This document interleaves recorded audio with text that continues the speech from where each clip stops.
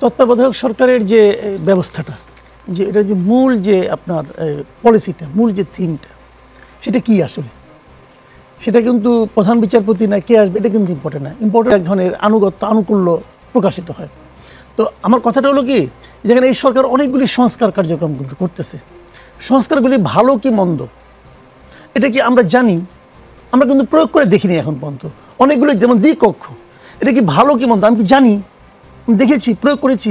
আপনি একটা খাবার দিয়ে বলেন এই ডিশটা তুমি খাও, এটা খুব ভালো, আমি তো ভয় পাইতে পারি, এটা খেলে আমার পেট খারাপ হতে পারে, পাই না ভয়, আমি তো কোনো খেয়ে দেখি নাই। এটা খেয়াল করেন তো, একটা একটা করে বিষয় তারা যদি নিজেদের আচরণে প্রমাণ করতো তাহলে ভালো হতো।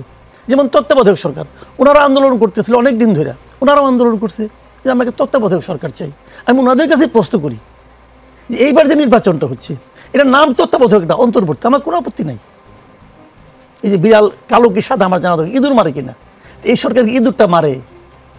এই সরকার কি আপনার সেই তত্ত্বাবধায়কের মতো করে কাজ করতেছে? যদি না করে আপনি প্রতিবাদ করেন না কেন? যে প্রতিবাদ 15 বছর করছেন এখন করেন না কেন বলেন? রাজনীতি করতে আসছেন না ভাই, আগে আপনি কি বলছেন এখন আপনি কি বলতেছেন? আপনি তত্ত্বাবধায়ক সরকারে কেউ নির্বাচনে অংশ নিতে পারবেন, এই তত্ত্বাবধায়কের এই সরকারের লোকজন নির্বাচনে অংশ নিচ্ছে না। একজন উপদেষ্টা এখনো বলতেছে সে ইলেকশন করবে, এবং এগুলি ঠিক না। রাজনীতি করবেন মনে রাখেন, জনগণ কিন্তু সব বুঝে, রিক্সাওয়ালা সব বুঝে। আমার হিসেবে তো নাহিদ ইসলাম ইলেকশন করার যোগ্য না, সেই গভর্নমেন্টের মধ্যে ছিল না, এই গভর্নমেন্টের লোক সে।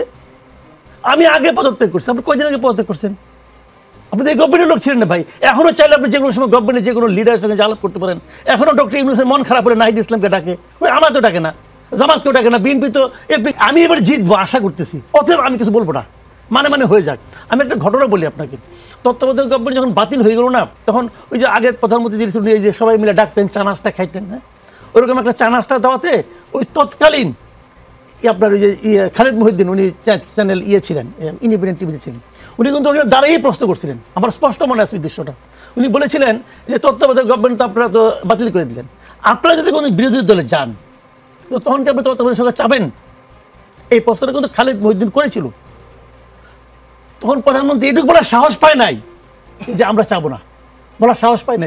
সে বলছিল কি না আমরা তো কখনোই দিব না, বিএনপি তো কখনোই ওই অবাধ নিরপেক্ষ নির্বাচন দিবে না, তার মানে তারা চাবে। দেখেন আবার চাইতেছে, লজ্জাও করে না, এখন কিন্তু বলে আওয়ামী লীগ তত্ত্বাবধায়ক সরকার চাই। তার মানে যখন আমি ক্ষমতায় যাই তখন আমি চাই না, যখন আমি ক্ষমতায় যেতে চাই তখন আমি চাই। তো এই যে হিপোক্রেসিটারে ভাই, আমাদের দেশের মানুষ এগুলো দেখতে দেখতে শুনতে শুনতে চোখ কান পয়সা গেছে, একদম পয়সা গেছে। জি, পলিটিক্যাল লিডার এই প্রশ্নগুলো জবাব দিবে না। জি, আরো দুটো বিষয় ছিল, ওটা যদি পরে সময় পান নিশ্চয়ই অ্যাড্রেস করবেন। যেই মিনিস্ট্রি বরাদ্দ দিয়েছে, আপনি সেই মিনিস্টার, আপনি যেই প্রতিবেদন থেকে উল্লেখ করছেন সেখানে আমি নিজেও দেখছিলাম, উনি নিজে বলেছেন যে এইটা তো আপনি 3টা এলাকার কথা বলছেন, এরকম পাইপলাইনে তো আরও আছে, এটা ওনার বক্তব্য। সো এই প্রথম কথা হচ্ছে মিনিস্ট্রি থেকে যে বক্তব্যটা এসেছে আমার কাছে এখন পর্যন্ত এই বক্তব্যই, এর বাইরে কিছু আমার জানা নেই। অপরটা হচ্ছে আপনি যদি আরও ডিটেইলে জানতে চান, এটা আমার মনে হয় মিনিস্ট্রির সঙ্গে ওই অ্যাডভাইজারের সঙ্গে আপনি যোগাযোগ করতে পারেন।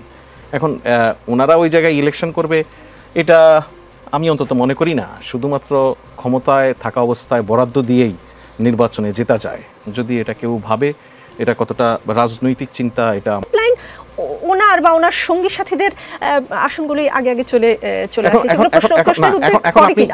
আমি আপনাকে বলি, আপনার কাছে এই প্রশ্নের উদ্রেক করছে কিনা, যখন আপনি এই পার্টিকুলারলি 3টা নিয়েই একটা প্রতিবেদন দেখছেন, সে সময় আপনি কি এই খবর নিয়েছেন যে আরো হয়েছে কিনা? নিশ্চয়ই নেননি, আমি নিশ্চিত করে বলতে পারি। আপনি খবর নেন আগামীকালকে আসিফ মাহমুদ সজীব ভুঁইয়ার এলাকায় যখন বরাদ্দ হয়েছে, তখন এর সাথে যেসব বরাদ্দ হয়েছে সকলগুলোর খোঁজ নেওয়া হয়েছে। সবচেয়ে পিছিয়ে পড়া এলাকাগুলোর মধ্যে সাতক্ষীরা ছিল, কিন্তু সাতক্ষীরায় সেই অনুযায়ী বরাদ্দ ছিল না। আমার এখন এই মুহূর্তে যতটুকু আমি এখন আপনাকে যেটা বলছি যে আপনি আজকে যে 3টার কথা নিয়ে বলছেন, এটা পার্টিকুলারলি নিউজের অ্যাঙ্গেল হিসেবে ব্যক্তি এখানে নির্বাচন করবে সেই জায়গা থেকে একটা ম্যাচ করে বলে একটা প্রতিবেদন আমি মনে করি। এর বাইরে আপনি বিস্তারিত যদি খবর নেন, আপনি রোববার দিন অফিস খোলা থাকবে, ওই দিন খবর নিতে পারেন যে আরো মিনিস্ট্রি আছে কিনা, সরি আরো অন্যান্য এলাকার এই বরাদ্দ আছে। সংসদীয় আসনের মধ্যে এই 3টি সর্বোচ্চ বরাদ্দ হলো। তো এই 3টি আমি তো বলছি আপনাকে, আমি পরিষ্কার করে বলছি যে এই 3টি, বাকিগুলি পাইনি, এটা আপনি নিশ্চিত। পাইপলাইনে আছে, পাইপলাইনে যদি থাকে তার মানে তো আছে। এখন কথা হচ্ছে যে আমি আপনাকে বলছি যে এখানে অ্যাডভাইজার যে বক্তব্য দিয়েছেন এর বাইরে তো আমার কিছু জানা নাই পার্টিকুলারলি ওটা নিয়ে। আপনি যে আপনাকে আরেকটু যে সমৃদ্ধ করবে এই আলোচনায়, সেই ইনফরমেশন আমার কাছে না থাকলে আমি বক্তব্য দিতে পারি। আপনার উত্তর পরিষ্কার। শেখ রবিউল আলম, গতকালই রবি ভাইকে জিজ্ঞেস করেন, ওনার নির্বাচনী এলাকা, ওনার কোনো উপকারে আসবে না, উনি তো এখনো নমিনেশন পেয়েছেন কিনা আমি জানি না, আমার শেষ খবর পাওয়া পর্যন্ত উনি নমিনেশন তাড়াতাড়ি পাওয়া যায় না, ওই প্রতীকবদ্ধ চিঠিটাই নমিনেশন, ওটা অনেক পরে। আচ্ছা, জি।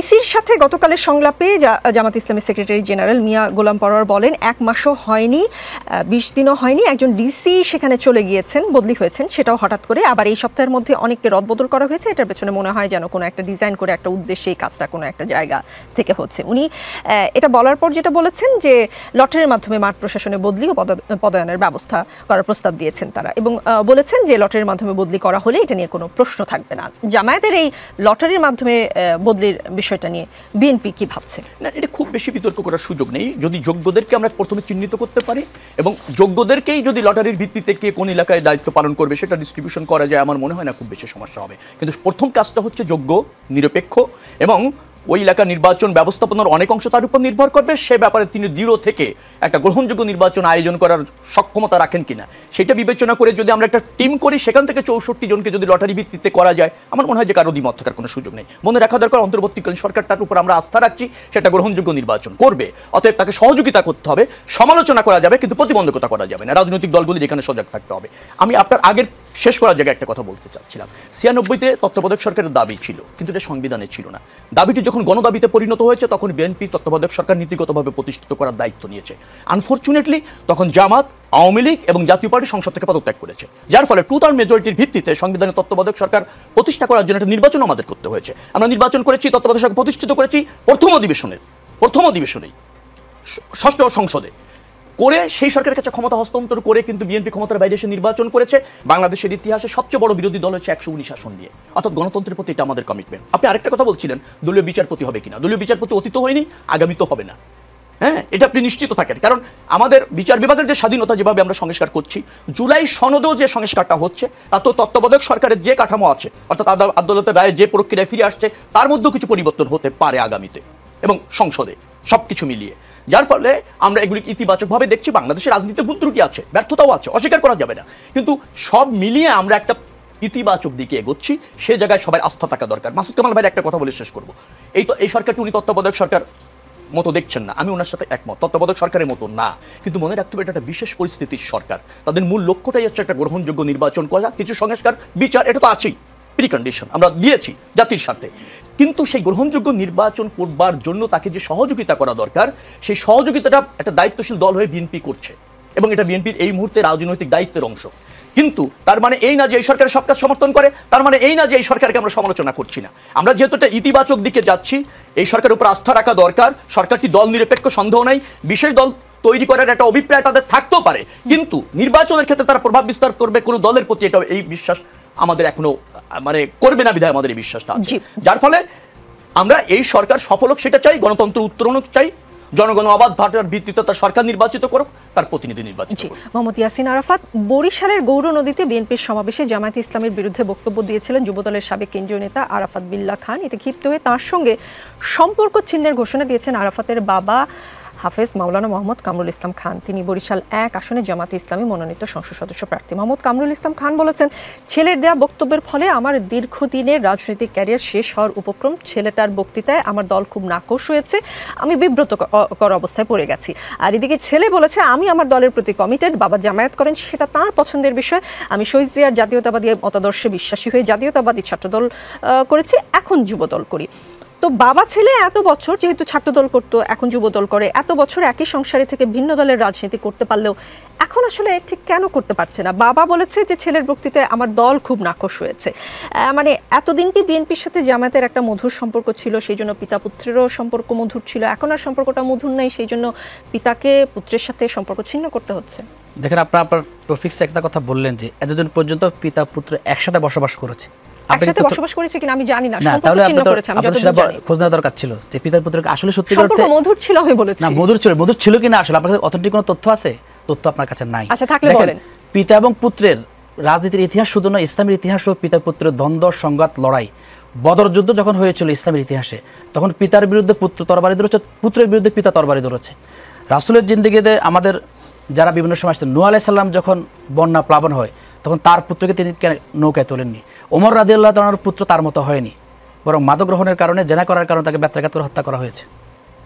রাসূল করিম সাল্লাল্লাহু আলাইহি ওয়াসাল্লাম যখন আমাদের নবী হিসেবে ছিলেন, দেখেন তার পিছনে যিনি নামাজ পড়তেন আব্দুল্লাহ ইবনে উবাই, রাসূলের সংস্পর্শে আসার পরেও, তার পিছনে নামাজ পড়ার পরেও আব্দুল্লাহ ইবনে উবাই কুরাইশদের সাথে সম্পর্ক রাখতেন, মুনাফিকি আচরণ করতেন। শুধু ইসলামী ইতিহাসে এগুলো অনেক আছে। পিতা এবং পুত্রের যে ঘটনা, আমি আপনাকে বলি 23 অক্টোবর 2025 কিশোরগঞ্জের সাবেক এমপি ডাক্তার ফজলুল করিম, বিএনপির যিনি সংসদ সদস্য ছিলেন, তার পুত্র ফজলুল কবির মুবিন প্রকাশ্যে ঘোষণা দিয়ে বিএনপি ত্যাগ করেছে, অথচ তিনি জেলা দপ্তর সম্পাদক ছিলেন। সেখানে তিনি অনেক কথা বলেছেন, তার দলও তার বিরুদ্ধে কথা বলেছে।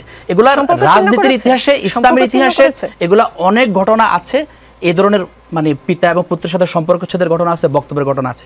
একজন পিতা তার পুত্রের ব্যাপারে সঠিক সিদ্ধান্ত নিতে পারেন, কারণ পিতার সাথে পুত্রের সম্পর্ক কেমন, পরিবারে তার আচরণ কেমন, পিতাকে সে কেমন মর্যাদা দেয়, কেমন সম্মান দেয়। বরিশালের যে ঘটনা ঘটছে শুধু বক্তব্যের সময় নয়, তার আগে থেকেই পিতার সাথে পুত্রের সম্পর্কের ছিল, পারিবারিক কোনো বন্ধন ছিল না। এবং তিনি মাঠে যে বক্তব্য দিয়েছেন সেটা পিতাকে অ্যাটাক করে বক্তব্য দিয়েছেন। আপনি পিতার রাজনৈতিক দল নাই করতে পারেন, পিতার আদর্শটা আপনি বিলেন্স নাই করতে পারেন, কিন্তু আপনার যে বক্তব্য সেটাকে সম্মানহানি দিয়ে বক্তব্যটা দেওয়া কোনোভাবে ঠিক হয়নি। সেটাতে পিতা আহত হয়েছেন বলে তিনি তার কথা বলেছেন। তিনি সেটা বলতেই পারেন যে আমি আমার পুত্রের বক্তব্যে আমি আহত হয়েছে, আমার পুত্র সেই জায়গায় থেকে আদর্শিক বক্তব্য দিতে পারত। বাংলাদেশের রাজনীতিতে অনেক জায়গায় তো পুত্র এক দল করে, পিতা আরেক দল করে। কিশোরগঞ্জে কুড়িগ্রামে জামাত ইসলামীর যাকে প্রার্থী করা হয়েছে তিনি ছোট ভাই, আবার বিএনপির প্রার্থী যিনি তিনি বড় ভাই। তো একই পরিবারে দুই রাজনৈতিক দল করতে পারেন। কিন্তু সমস্যা হচ্ছে আমি কতটুকু শ্রদ্ধাবোধের জায়গা থেকে, যিনি আমাকে জন্ম দিলেন, আমি তার বিরুদ্ধে এমন শব্দ চয়ন করলাম, আমি তাকে আঘাত দিলাম। আবার রাজনীতি ভিন্ন পথ আপনি অবলম্বন করতে পারেন, কোনো অসুবিধা নেই। আমার মনে হয় জামাত ইসলামের যিনি প্রার্থী তিনি তার জায়গা থেকে হয়তো তিনি সঠিক সিদ্ধান্ত নিয়েছেন, ব্যাটিকও হতে পারে, কিন্তু পারিবারিক দিক থেকে আগে থেকেই ওনার সাথে সম্পর্ক ভালো ছিল না, মধুর সম্পর্ক ছিল না, সে জায়গা থেকে তিনি হতে স্টেপ নিয়েছেন। আচ্ছা, আমার এই প্রশ্ন করার ওই লাইনটুকুই কারণ যে রাজনৈতিক ক্যারিয়ার শেষ হবার উপক্রম আমার ছেলেটার বক্তৃতায় আমার দল খুব নাখোশ হয়েছে, সেই জন্যই আপনাকে এই প্রশ্নটা করা। দেখেন অনেক সময় ব্যক্তিরা যখন পিতার কথায়, সন্তানের কথায় যদি পিতা আঘাত পান, তখন আঘাত পাওয়ার জায়গা থেকে তার অনুভূতিটা এমন হতে পারে। জি জি, নিশ্চয়ই রাজনীতিতে বিরতি বলে কিছু নেই, একটু পরে ফিরছি।